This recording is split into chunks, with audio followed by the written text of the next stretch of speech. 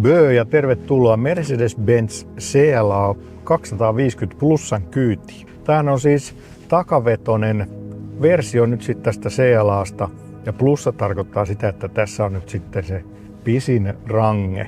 Ilmeisesti muutaman kilometrin vielä saisi, jos olisi vähän pienemmät vanteet. Tästä taitaa olla nyt 19 tuumaset nuo vanteet, mutta ja AMG Line on tämä varustetaso, eli vähän paremmat penkit, mutta kesällähän me käytiin tätä koeajamassa siellä Tanskassa, oli hyvin optimaaliset kelit ja nyt on ollut vähemmän optimaaliset kelit ja Vantaalta lähdin ajamaan ja ajoin Seinäjoelle ja sitten takaisin.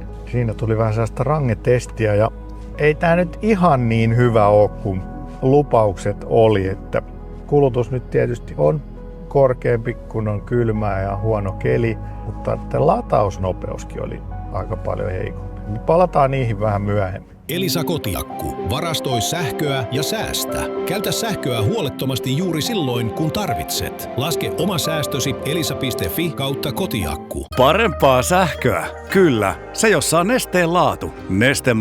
Uusiutuva lataus. Tuntuuko vakuutusasioiden hoitaminen vaikealta ja kivulialta työmaalta? Laita tarjouspyyntö osoitteessa www.pohjantahti.fi/Keski-Suomi. Parhaamme tehdään ja ollaan varmoja, että pystytään yllättämään positiivisesti.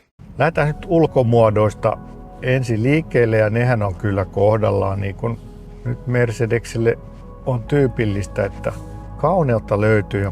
Sulavia pitkiä linjoja ja kaaria tästä autosta ei puutu ja CLAhan on tämmöinen hupeamainen auto, vaikka on kuitenkin neliovinen ja nyt sitten tämä pienin kokoluokka eli A-luokan auto. Siis ei tämä nyt A-segmenttiä kuitenkaan, kyllä tämä isompi on, mutta Mercedesen omassa asteikossa tämä on se pienin malli.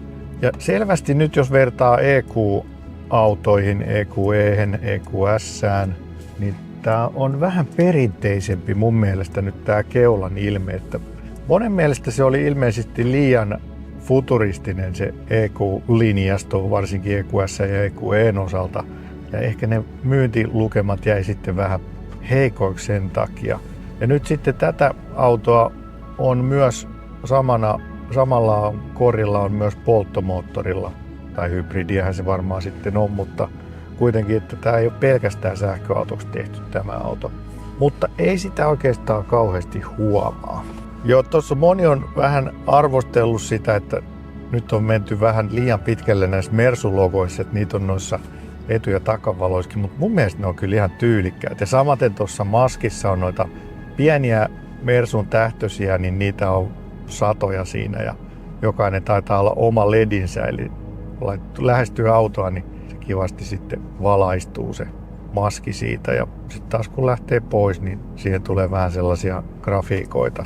Ja muutenkin niin kuin tuosta auton ulkopuolisesta valaistuksesta, niin todella hyvä niin kuin toi sivuvalo tuossa peilin alla on sitten valo, joka valaisee ton koko kyljen tosi laajalta alueelta, että ihan pimeissäkin on mukava tulla tänne autolle, kun näkee mihin astuu. Eli ei pelkästään se lätäkkövalo, tuossa on kyllä tuossa oven alareunaskin pieni lätäkkövalo, mutta sitten vielä niin kuin monen metrin matkalle tuohon koko auton kyljen matkalta valaistuu sitten toi. Tosi hyvä.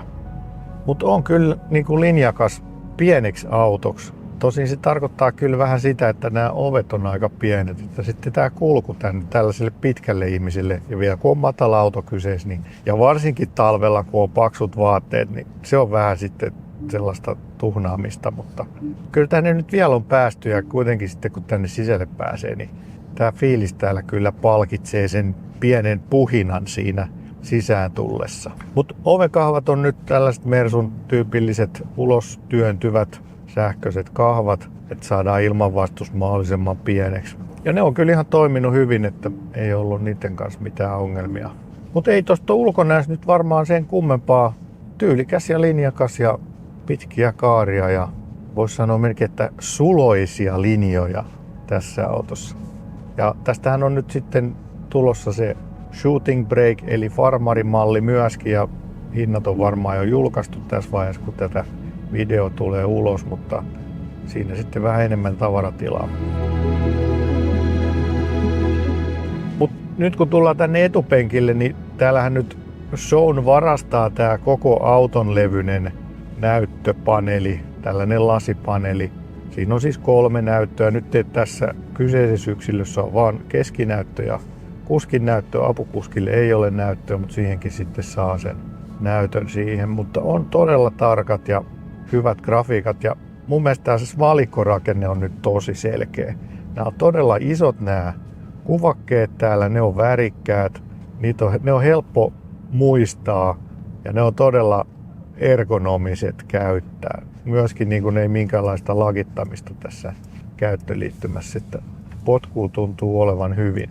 Ja erityisesti tällainen pikkujuttu, että kotinäppäintä kun painaa, niin silloin tullaan tähän karttanäyttöön ja sitten siinä on vähän noita multimedia- ja puhelimen näyttöä tuollaisina pieninä tuossa kartan päällä. Koska se kartta on kuitenkin sitten se, mitä useimmiten tarvii, niin hieno juttu, että miksei se voisi ollakin näin niin kuin kotinäyttö se kartta. Sitten täältä löytyy myös muutama painike tästä alta.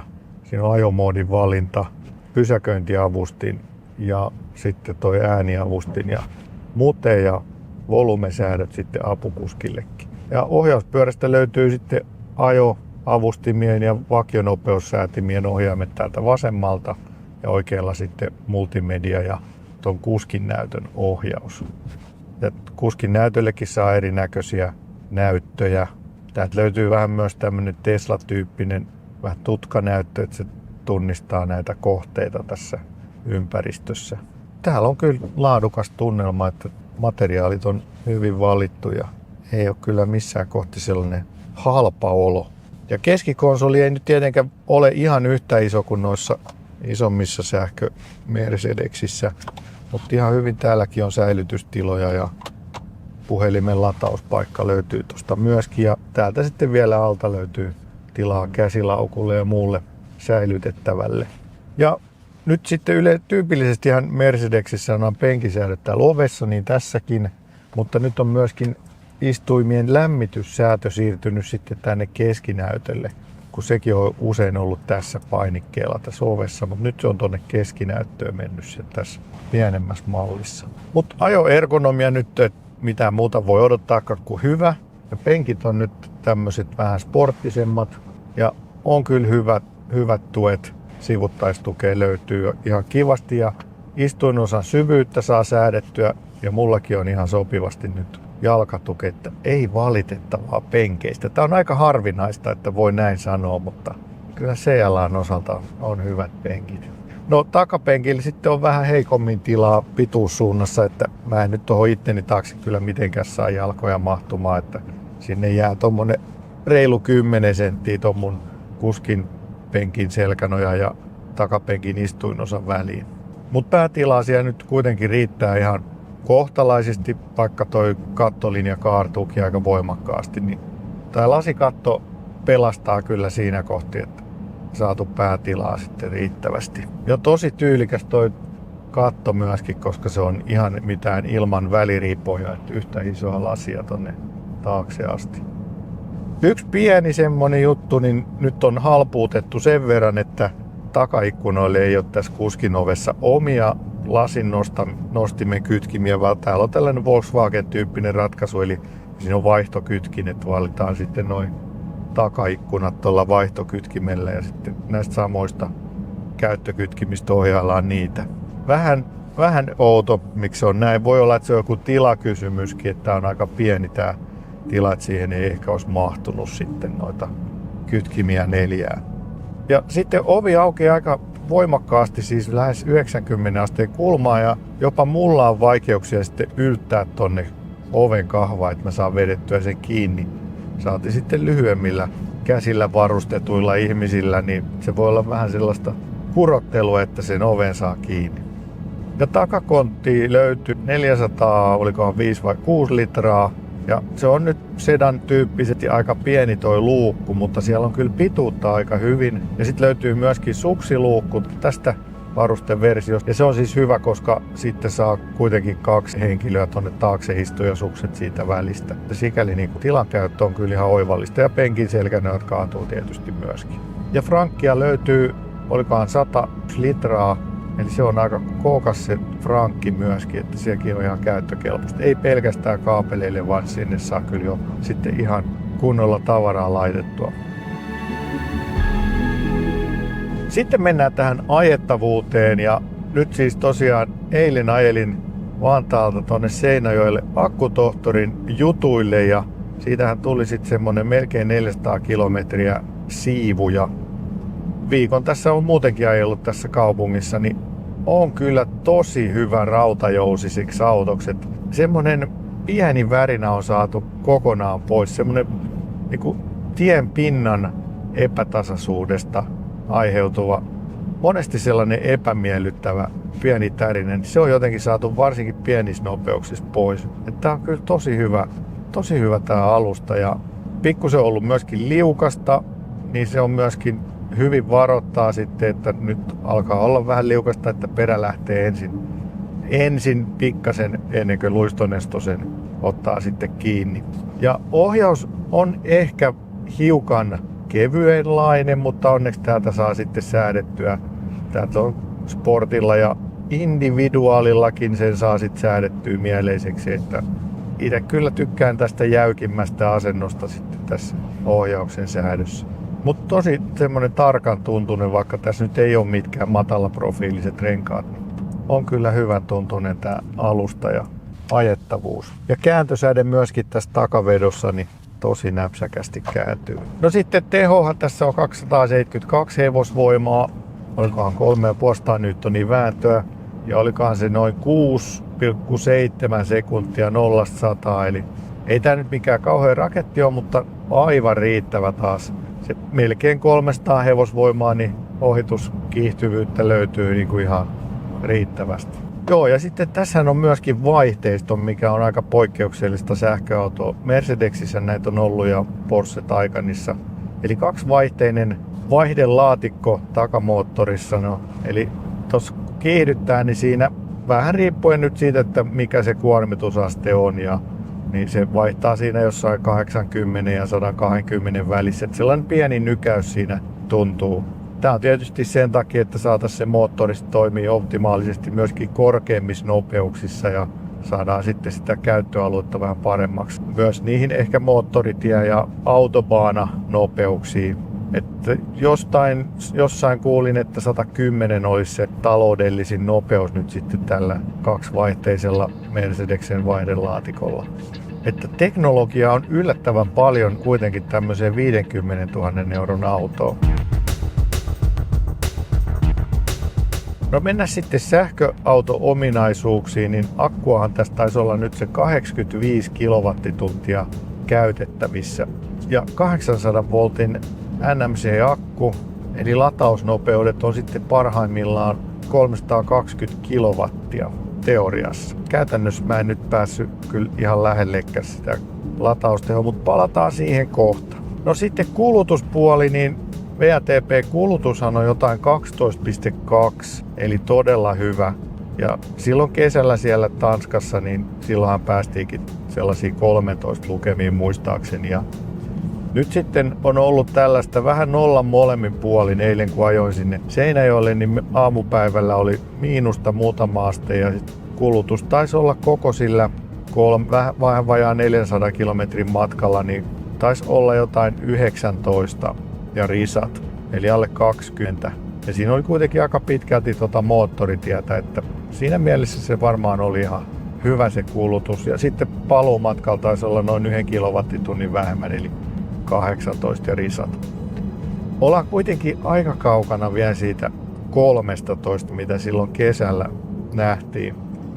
Totta kai nämä lämmityslaitteet kuluttaa, ja jos haluaisi nuukailla ja ajella sitten toppahousut jalassa, villatakki päällä ja pistää lämmöt alas, niin sitten varmaan voisi muutama kilowattitunnin siinä taas säästääkin, mutta jotenkin odotin vähän parempaa vielä. Jos se olisi ollut kilowattitunnin enemmän, se olisi ollut siis vähemmän, kilowattitunnin vähemmän, niin se olisi ollut ehkä se, mitä mä odotin. Että ei tää nyt sellaista ilmiömäistä ollut tää kulutus, niin kuin jotenkin semmoinen kuva vähän jäi siitä kesästä. Tää voisi olla tosi pihiauto, mutta verrattuna nyt muihin autoihin, mitä tässä nyt on viime aikoina ajettu, niin ei tämä nyt niinku sillä merkittävästi eroa. Ja sitten mennään siihen latausnopeuteen, joka siis pitäisi olla 320 ja täältä näytöistä löytyykin tämmöinen latausnäyttö, missä näkee, että kuinka paljon se sen hetkinen latausteho on. Ja kun laittaa navigaattorin päälle niin, että sitten reitittää latureille, niin sitä se alkaa lämmittää akkua jo etukäteen, mutta valitettavasti siellä ei ole mitään painiketta.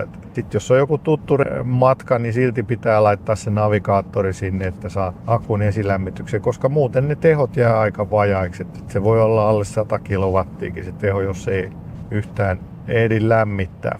Ja tuossa eilen kun sit paluumatkalla, niin koitin optimoida akun 24 asteeseen, mikä on siis se makein lämpötila tuolle latauksen aloittamiselle. Ja tämän näytön mukaan se sanoi, että 308 kilowattia olisi nyt se latausteho. Ja sitten menin tuohon Myllykukon laturille. Ei me nyt päästy niihin lukemiin, mutta mennään katsomaan, miten siinä kävi. No niin, nyt pitäisi tulla 308 kilowattia. Katsotaan, pitääkö paikkansa.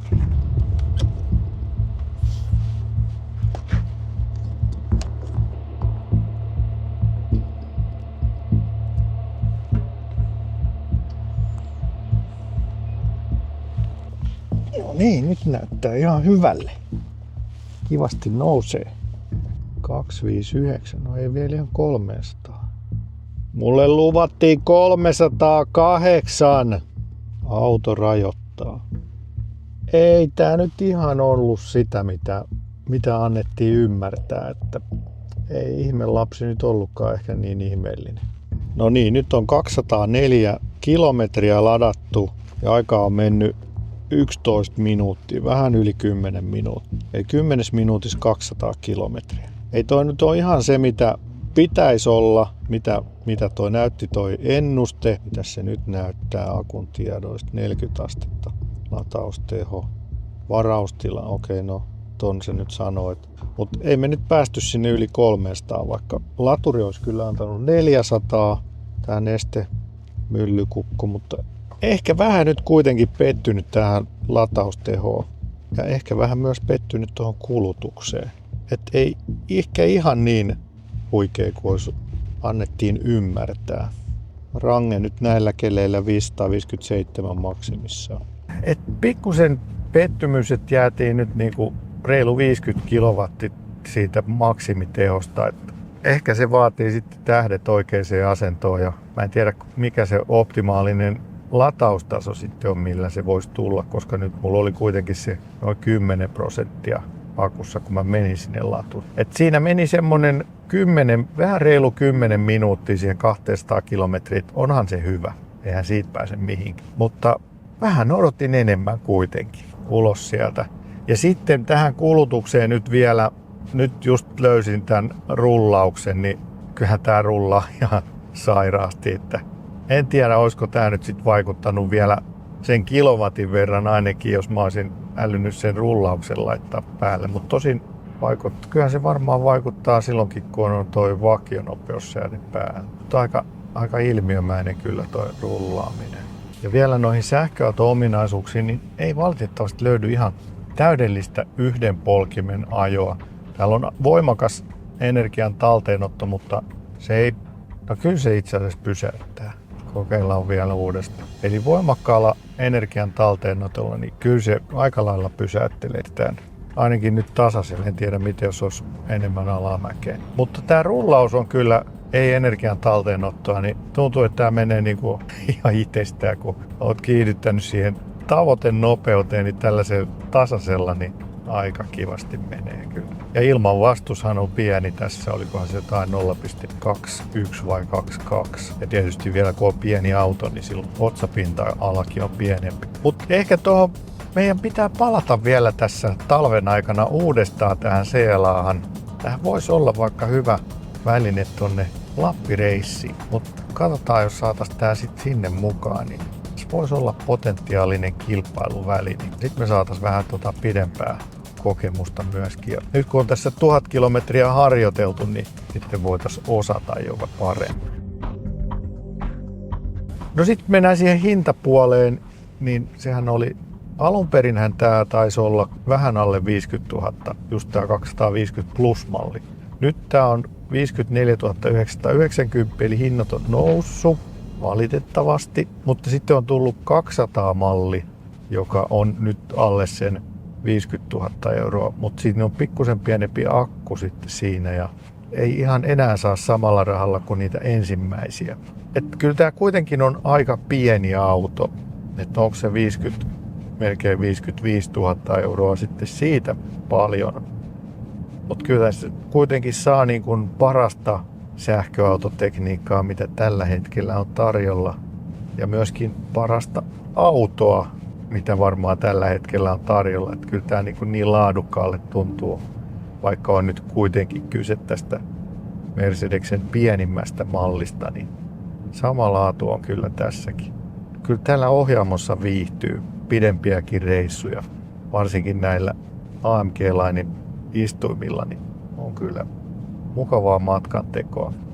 Pikkusen on ehkä vähän joistain kohti pettynyt, mutta voi olla osittain nyt mun taitamattomuutta, että en nyt saanut kaikkia lataustehoja, mitä auto lupas. Enkä päässyt ehkä ihan sellaisiin kulutuslukemiin, mitä olisin odottanut, mutta palataan tähän autoon vielä uudestaan paremmalla ajalla ja testillä, pidemmällä testillä.